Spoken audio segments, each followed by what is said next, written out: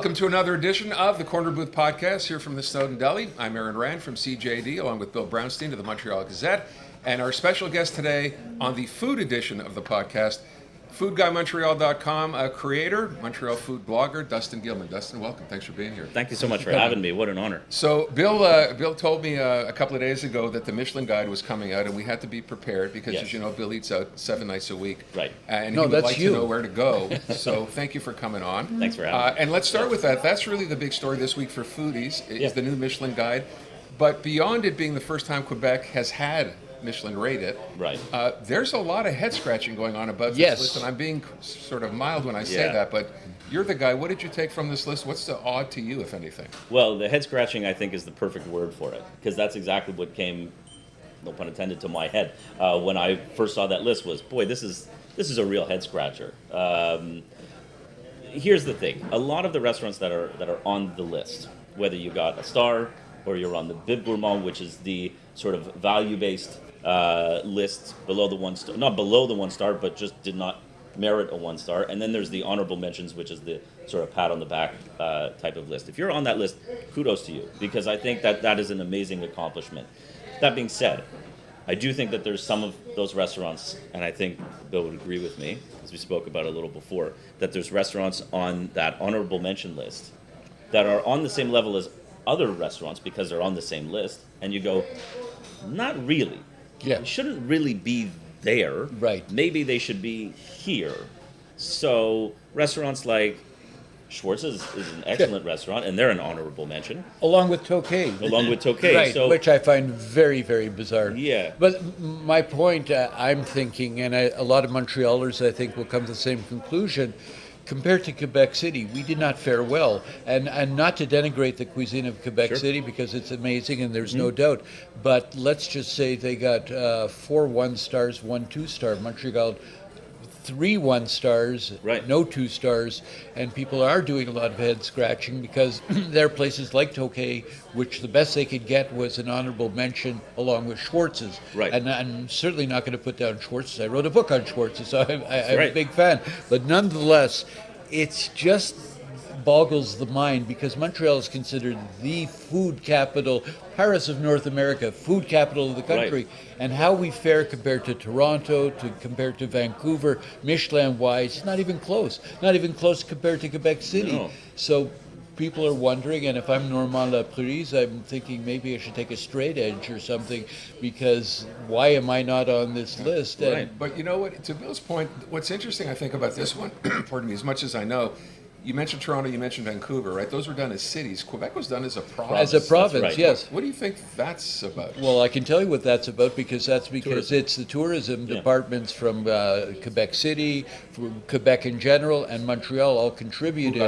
Who got together to you have to pony up money to get Michelin to come here. And my source says it was about $1 million that they had to pony up. Which in itself, by the way, is an excellent investment because it will draw tourists to Rimouski, which got... Sure. Hold on, it's smoke meat time. Oh, wonderful. Thank you, Karen. You're welcome. Breakfast of champions. Breakfast of champions. So, by the way, that's something worth discussing as well. The fact that we paid, or our tourism departments, it's more all of them do, though. Paid over $1 million to get this done. That's right. Yeah, but that's the going rate. Yeah. But like they do so in every city, like Vancouver had to pay, Toronto had to pay. I mean, everybody has to pay because these guys are schlepping in like these inspectors, anonymous, all of them, from everywhere, sometimes from here, from outside the city, outside the country, and they have to pay for them to go. Yeah. So there was a piece this week in the Gazette, actually, about someone who worked as a Michelin Guide, food tester, if you will. Right. Mm-hmm. What's involved in getting a ranking? Do you know? I mean, they show up anonymously at restaurants? Yep, they show up anonymously. More than once? Yes, they do. Yes. They show up more than once. They pay their way. They're not the type of people I'm going to drop my spoon off the table and see if someone's going to pick it up. They're not doing that sort of thing. They're less service-oriented than ingredient-oriented. Okay. Yeah, they look at the restaurants as in a holistic view. The chef, the food, the service, the cuisine in general, and how sort of consistent it is throughout, right? So does the actual menu have an identity? Okay. They do not judge the restaurants on the decor, funny enough, right? So, because you would think that such a beautiful restaurant, would influence the food and it's part of the experience, no question. But there are some one Michelin star restaurants outside of Canada that are hawker stalls in Thailand. Tokyo And too. Tokyo. Isn't the subway sushi place at a subway station? Yeah, so I actually went to a one Michelin star restaurant a few years ago when I was in Thailand called J5. And it's a one Michelin star. It was one of the most amazing meals I've ever had in my life. That same trip, I also went to a 2-star restaurant, to Gagan, which at the time was number 3 in the world, number 1 in Asia. It was a 2-star restaurant, and they couldn't have been more different, right? One was one woman cooking with ski goggles and red lipstick and billy boots outside, and then the other one is a 26-course tasting menu where the menu was emojis, right? Where you only really found out what it was afterwards. So coming back to this list, if you think about it, the Schwartzes versus the Tokay's versus the Mont Lapins versus the Le Mayac and the Monarch, and where's the parity in this list? Where do we differentiate ourselves? And that's sort of the head scratching part of this. Not necessarily who got the stars. Great, good for them. I'm very happy that they got the stars. But what's that criteria? What are they really judging on? And that's my biggest question. The Corner Booth podcast is brought to you in part by the Snowdon Delicatessen, where we are. 75 years in business, the home of Montreal's greatest smoked meat, plus carnotzel, potato latkes, and the famous Snowdon Deli party sandwiches. That's the Snowdon Delicatessen. So to your point, so you've been to a bunch of these restaurants. Is it simply about the food? Or, because a lot of people look at a list like this and think, oh, this is a little, as they say, she. This is fancy food. It's not the kind of thing It's you're not go all for, fancy. Eat all I day. mean, interestingly enough, Mont Lapin did not get more than a recommend, but yet the barbecue tribute that erected by the chef, Monsieur Marc Olivier Yeah. and Vanya, they got a bib gourmand, and this is a chicken barbecue homage to the chicken barbecue. So it's La not Lune. all about fancy food. No, No, La Lune not- is on the bib. And La Lune And it's is new. on the list. That their restaurant, and yet, but the point being that they're saying, well, bib gourmands are basically good value and good food. And so L'Express is on that list. Well, L'Express is not cheap, and Le Mayac, which is an excellent restaurant and very similar to L'Express, and a lot of is on a recommend list. And price-wise, I mean, They're about the same. They're about the same. Yeah. So I mean, that's a big head scratcher. But when it comes down to it, Normand Laprise was even asking the guy from Tokay if they had even been to his restaurant, because the restaurant in Quebec City that got 2 stars, 10 year, Yep. 10 year, 3. Yeah.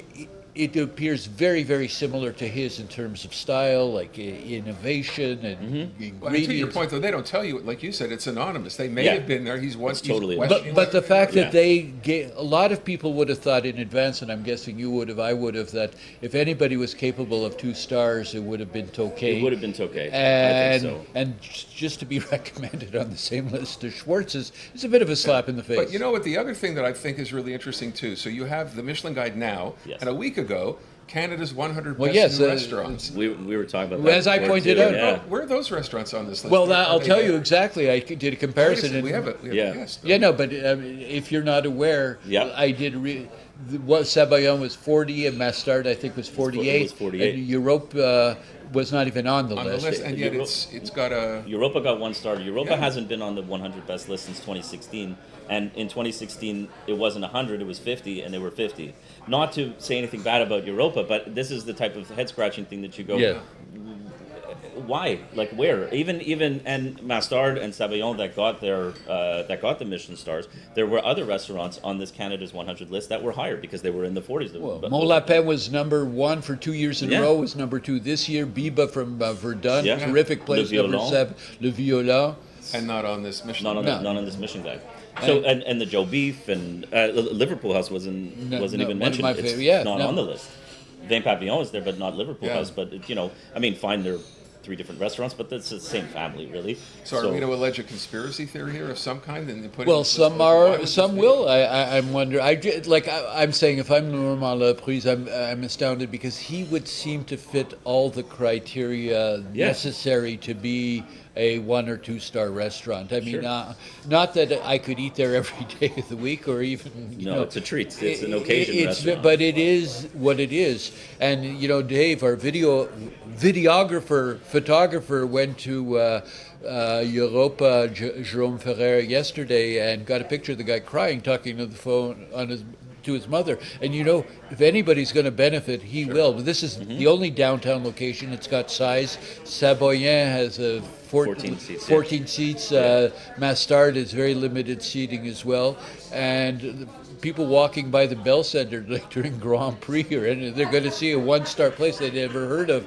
They're going to cash in big time. Let's talk about that. What does that mean when you get that star in terms of business? Do we know? Is there like a formula of some kind for what it represents? It's hard to say what sort of business it's going to bring, right? It's a little unpredictable. I also find that the timing of this list coming out is a really good time, if you think about it, right? What's around the corner? We got Grand Prix, we got all the festivals coming up, right? So the whole summer is coming up, and now people are going to look at this list and go, where should I go?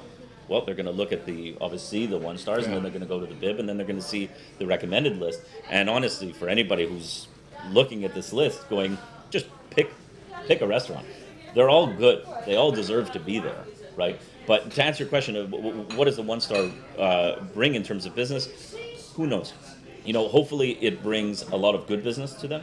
Hopefully it opens other restaurants' eyes, or if they can't find a reservation to these restaurants, maybe they'll go somewhere else. But the 1 star restaurant, you just hope that it brings more business. It's interesting, in watching a report on this yesterday on CTV, they had a picture of Beba on the phone while he was doing the interview, reservations, people calling. So obviously it's worth something. It's significant at the beginning, which is great for anybody. But these are small restaurants at the best of times. So but it's just fun to see it. Like I imagine Europia, same idea. You got a 1 star, your phone's starting to ring right away. I think with Europia especially is going to clean up, because forget tourists, locals aren't even where I remember way back when, like you were, Europa was downstairs from Biss on Mountain Street. And barely attracted that much attention, and now it's got 1 star downtown. I think, and this wasn't even on the list of the top 100 for many years, and then all of a sudden, So there's a lot of head scratching there. Not to take away from there, I haven't been there in a long time. Have you?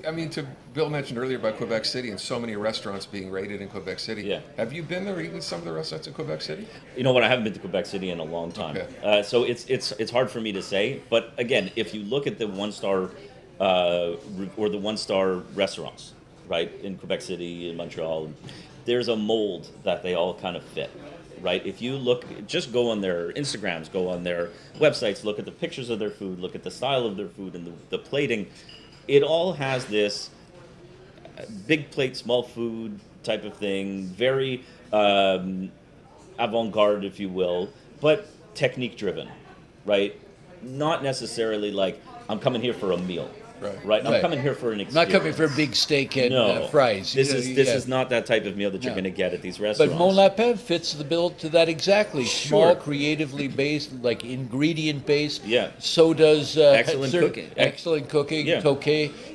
I don't dispute the fact that Quebec City deserves what they got in terms of 4 1 stars. I'm just saying that we should have got. We're the Paris of North America, damn it. Sure. We should have had more. I think as Montrealers we feel snubbed. A lot. I certainly feel and it's hard not to feel that way. At the same time as I feel snubbed, I'm happy for the restaurants, like I said, that got on the list, because everybody works hard. This is a tough business, as we all know. You mentioned, a big meal, steak, whatever. But out of curiosity, any steak places on this list? No. Not a one? No. No moishes? No moishes. No moishes. No Milos either, No, which I find kind of odd, because not even a recommend. Come on, this was the birth of the Milos Empire here in Montreal. Say what you will about anything, but like that they not be recommended. I mean, Schwartz's gets a recommendation and no Milos. There's part of your head scratcher, isn't it? That's probably one of the best restaurants in the city, has been for years. Yeah. Yes. It's a consistent restaurant, and the menu doesn't really change if Schwartz's is on that list, why isn't Milos? Well, that's it, exactly. So it's the same. Very popular, very, price is not a factor. I don't know. The more I keep hearing you say this, the more I think to myself, there must be something political involved. I don't know what that would be. Well, they say not, because they're all into, a lot of them don't come from here. They're not even familiar with us beforehand. They Yeah. come into the city. Well, how would they know where to go? So they're not from here. We know they come from wherever they come from. Yeah. What do they do to? I'm say, sure Michelin where gives should them- we go? Yeah, Yeah. I'm sure the tour. Well, because again, it's funded by the tourism guide, or funded. And It's, they put out a list, I'm they sure. they have a list. They know exactly what they have to look for. Okay. They know the restaurants. It's not hard to find, right? Just go on the Canada's 100 list. Go on Cult's list. Go on any other list. And all you have to do is exists out there. all they have to do is Google. They'll find out like who Tokay is, who Molapin Yeah. is, who Schwartz. It's not that difficult. But I'm curious what's going to happen this summer when tourists come in and want to check out Schwartz's and think, do I need a reservation? That line's going to be even longer now. So you know, I know. it's. How does Snowdon Deli? Well, I was going to. Why did If Snowdon you're, Deli? Why? if you're I a don't smoke get meat it. aficionado in this city, Yeah. there's 3 places I think. Here, Schwartz's, and maybe Pete's. Right? And Lester's. On the And west Pete's and side. Lester's. And Yeah. Lester's. That's it. So how do you? You Why ignorant. one not the other? Was it based on the line to get in? So I don't Well, know. that's just it. It's based on reputation, clearly, which means that the judges obviously were a little filled in or checked Yeah. out themselves what Yeah. was popular, Yeah, they had to do their research. where they read my book. Yeah. But Yeah. nonetheless, They were but swayed. They were swayed. But you're right. Why wouldn't Snow? I mean, this is the ultimate deli. I mean, and Dustin actually has very interesting history there What with this deli? with his deli. Yeah, I before I got married, we had our out of towners dinner here. So we rented out the that's place. nice. So You a lot gotta, of the you gotta like that. we had a lot of ex-Montrealers come here and going, I haven't had carnatzel in 20 years It's or funny. something That's like that. that's something we hear a lot. Ex-Montrealers who, Yeah. when they come back, end up coming. They come here. U.S. ambassador, right? Right. David Elcone, who came here. Yeah. Because he had grown up and came back. We hear that all the time. And it's Can right I off the just ask, expressway with from the respect, airport. so people watching, let's talk about the 3, the top ones here. First of all, the 1-star in Montreal again is Europa, Europa. Europa, Mastard, and Sabayon. okay. So Europa has the 1-star. That's Yes. right. And Sabayon and Mastard have a star. Yes. In terms of menus, how Yes. they differ. Do they differ significantly in the kind of food you're going to get there? Sabayon differs Yeah. a lot. I think Europa is more classic French, Yeah. infused with Quebecois. I think Mastard is more Quebec. Have you eaten at all these places? I've eaten at Europa way back when, yes. Okay. So A long time ago. a long Perhaps we time should have ago. all gone to eat there to savor a meal. No chance of getting a reservation now there. Yeah. Yeah. Have you been to any of these? I've had, you know what? First of all, I can't get a reservation at some of the restaurants, so it's really hard. Wow. Right? Especially Sabayon because they only open it up like once a month, by the way, for the 14. following months, and it's 14 seats. I So- was there when it was just a pastry, like you were. Yeah. Like you were. I think At Patrice. at Patrice, Patrice, exactly. and you know, and Patrice has a long history, obviously, in the city, and in terms of his reputation, and Right. everywhere he's gone, he's at the top. it's an amazing I- story. He's morphed Yeah. from pastry chef Okay. into like a Yeah. transformative. And then Mastard? Mastard is more. Yeah, Simon Mathis. He's again, his cuisine is very avant-garde. It's that very high technique type of cooking, Okay. and Europa's sort of on that list too. But Europa's been around for almost time. over 20 years yeah, at least. Yeah, you remember Hidden when- away downstairs on Downstairs. mountain, right? Yeah. Below this for Bis, many years. yeah. Sure. But it's funny, never having been and so out of the way, every time you'd hear something about it, people raved about the food there. Yeah. So it was a foodie place from way back. Sure. Yeah. This is, I guess, But a yet recognition. overlooked on all these lists. Yeah. Yeah, Can or we- or, can or we- pushed down. Can we Yeah. talk about places? So again, people watching are thinking, "Wow, these sound great." Either probably really expensive. It's not exactly. They are. What about kinds of average places accessible to the average person? What would be some of those best restaurants? Well, I was at one yesterday when they did the official announcement, very small reception, a place called Cassavin, Yep. which is on, it's a little north of Jean Talon, east of St. Lawrence, and terrific little place. I mean, very affordable and big Okay. gourmand. Yeah. I mean, you can get it's an outstanding choices for wine, food, and all the rest at reasonable prices Okay. with a nice terrace. Like Express, we know I wouldn't put it in the same category. It's a little more high end. Always difficult to get Yeah. a reservation, but some of the Okay. Alep. Yeah, Alep is there. Otime is there. Yeah. Le Mayac fine is not cheap, but that's just a phenomenal But restaurant. that in was on the Monarch too. recommend list. Yeah, that wasn't. on- It wasn't on a bib gourmand. Oh no, sorry, no, it was not on the bib. That's Right. right. There were only 7. How many? 7. Yeah, Seven. 7 restaurants Seven on the bib. Yeah. I think that's where things find got value, a little. yeah. I mean, because their definition of it is the value restaurant, Right. The bang for your buck type of thing, more casual, so not really as 1-star worthy, if you will. Okay. But not to say that the cuisine is not at the same level, because it may not be, but a good value-driven restaurant that you're going to get a really good meal at, right? Okay. So it's good enough to be recommended on the Michelin Do list. you have favorite restaurants like that you would go back to because they're so good, or either the food is so good or the value is so good? What are For they? sure. I love L'Express. I love Le Mayac. I love Monarch. I mean, those are 3 bistros, right? Right. Vin Mon Lapin is on there too. Just Mon Lapin now. No, Oh, sorry. Papillon? It's just Mon Lapin. Yeah, sorry. I meant Vin Papillon. But yes, I got You wires crossed combine there. those restaurants together. That's something. Well, it was Yeah, the that's former pretty good. owner. Well, yeah, it's the someone- same owner. It was the same ownership. Yes, group. was and she Okay. was a sommelier for all those So- restaurants. Yeah. What else? Cool. Other ones you like? Yeah, but honestly, some of the ones that I like aren't on the list, right? Like what? How about Impasto? You're right. Probably one of the Yeah. one of the best Italian restaurants we have in the couldn't city. agree more. In fact, now that you mention it, I didn't see very many Italian restaurants No. on this list at all. And you know something? And if I go the casual route, like the really casual route, have you had pizza Forno Franchi's? No. No, Oh man, where's that? it's in Lachine. It's upstairs from a paint shop. This is a good one. This is a good one. Is it This a is pizza probably place or a pizza pasta place? pizza, and it's no. You don't sit down. This is a takeout only. Okay. Okay. Say the I'm name not- again. It's pizza. It's Pizza Frankie's, but it's Pizza Forno Frankie's. So I had a guest here, Steve Delinsky, who's from Chicago, who has a pizza podcast called Pizza City USA. He's eaten at almost every pizza place that you could imagine in the U.S. He came here last year. I told him, go to Frankie's. Okay, he went from the airport to there. He said, I've had tons of pizza everywhere, New York, Chicago, wherever. He's up Italy and everything. He said, this is top 3. Really? Okay. Okay. It is one of the best pizzas you'll ever have. It's New York.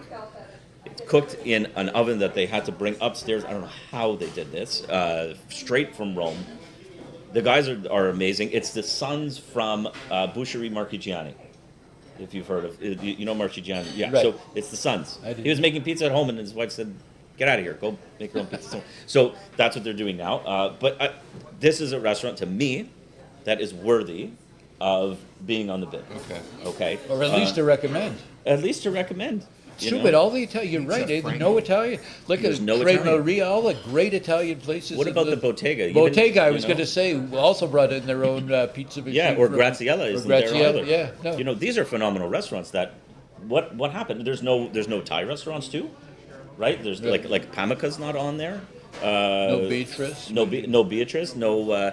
I mean, high end is one thing, but where's Accessible. where's the accessible? You know, there's a lot of restaurants that just aren't on the listen. You can't include every restaurant on this list. It's not going to happen, right? But if you're I going want to more tips like recommend, Frankie's. So Pizza Frankie, which I've never heard of, you've never heard of. never Yeah. heard of. Anything else in that sort of category? What like about a great Bosa? find? What about Bosa? Bosa. Bosa's the best sandwiches in the city, right? Oh, in Verdun, on Wellington. Yeah, they're in. Okay. Yeah, their first location's in Verdun. They're also in the Timeout Market, and then they have one in Montreal North, somewhere Okay. like near Fleury, in that sort of area. They keep reinventing themselves, or they keep doing things that are new to make themselves better. So they just had a small operation. They used to get their bread from somewhere else, and then they started making it in house. And now they have a head bakery, like a central kitchen where they can make all their bread, so they can keep everything consistent Okay. for I've their had, for that their was terrific. restaurants. Yeah. Everything from the chicken cutlet to the meatball to the Philly, which is it's all the meats, which is amazing. So all the deli meats that you could want, mortadella, the Okay. capicola, the whatever. So Bosa. Okay. What more? Both is amazing. Very few ethnic places when it comes to Yeah. no Chinese, no Japanese, No. no. How's the place in Okea Station. Kyujiro's on the list, but Okea Kyujiro's on the recommended. Right. Right. Right. Which is $250 But when a you think person. of all- 25 Which course. one? Okea Kyujiro. Oh, of course. It's a 20 it's a 20 course tasting menu about. Right. There's only about 12 seats around. Okay. It's a show. And it's phenomenal. How The does experience. Park not make this list? Maybe we'll Yeah, I don't they got to understand either. recommend. Yeah. did that? Yeah, but Park gets snubbed a lot, and so know like why. Milos, I don't get it. Yeah. It's I not don't like get it these- either. Yeah, but What about Franquette? Franquette? I love Franquette. Where's Franquette? Franquette is not there. And, Nope. One of my favorite places in the Sure. city. Yeah, it's astounding actually, because when you think about it, when you go Yeah. through a lot of my none of my Liverpool, Liverpool's Franquette, yeah. And I'll go casual even, and I'll say, what about Arthur's? You know, Yeah, I you're mean, right. you could say Arthur's a institution, and Greece, it, you know, it like touches on a very a type of style, in fact, that you would think Michelin might I think be so fascinated too. by. Barbara. Well, yeah. These are top restaurants. You These are, should be writing all these down. Yeah. But people are saying that Michelin tends to go over the top with like ethnic and yet no not enough- Sauté Brothers. Yeah, no Sauté. Sauté One of Brothers, the that's- great places in the city. And I'm sorry. Where's Côte Saint Luc barbecue? Côte Saint Luc. Are you a Côte Saint Luc or a Chalet? I'm a Côte Chalet, You're Chalet, a Chalet. I grew up on Chalet. Chalet. He knows nothing about. Yeah, easier to park. So, listen, we're going to And run chicken out of fingers. time. Yeah. I want to thank you for coming. Tell people if they want to follow you for all this restaurant stuff. Your first of all, your website Yeah. is foodguymontreal.com. Correct. Yeah. And you have a blog as well. Yeah, well, that's the blog lives there, okay. but I do a lot more on Instagram and TikTok now because that's where the kids are these days, right? So And I what's have your to what's do your that. handle or whatever they call it? It'll be at Food Guy MTL. Food Guy MTL. Yeah. But we can't forget that he's a barista at heart too. I mean, Yeah, well, we're not going to get into that. Yeah. We're chatting One before time we we're begin. going to do a coffee, Yeah, sure. coffee Yeah. talk. Yeah, I mean- I'll tell you my life history. Well, of you should. food. We should mention. So you worked at for Cavallero. quite a while. Yes. At Cavallero On Sherbrooke Street. Sherbrooke. Yeah. You also went from. Where'd you go after that? I went to Cavallero. I worked at M Burger. Okay. If you remember M Burger. So you've done a lot of different things in the industry. Yeah, I've also worked in catering for a few years, that sort of thing. Okay. I had aspirations of opening up my own deli, but I can't compete with this. So, Okay. that's a dream. Well, the barista thing will be for another time because Sure. I got my son-in-law has an espresso machine, and I've been drinking Keurig, quite a cups. Yeah. And realizing that it's You've been great. drinking It's curry easy. or Keurig? Keurig. Yeah, Keurig. It's easy because whatever, it's automatic. Sure. But you end up taking, at least I do. You take a sip or two while you're working. The next thing you know, it's cold. You got to reheat it, and then you're wasting a lot of coffee. Sure. So I thought, hey, get an espresso. It's a little bit of coffee. It stays warm. But I had no idea you needed a university degree to run this machine. Yeah, it's So- less of a commitment in the. Yeah, a Yeah. whole lot less. Perhaps you could give Aaron a demonstration next I will Yeah. next time I'll for bring the sure. machine to the Bring show. the machine. Let's set it up right here. Dustin, thank you so much. Thank that you, wraps Dustin. up Thank another you. edition of the Corner Booth Podcast. We'll see you again soon.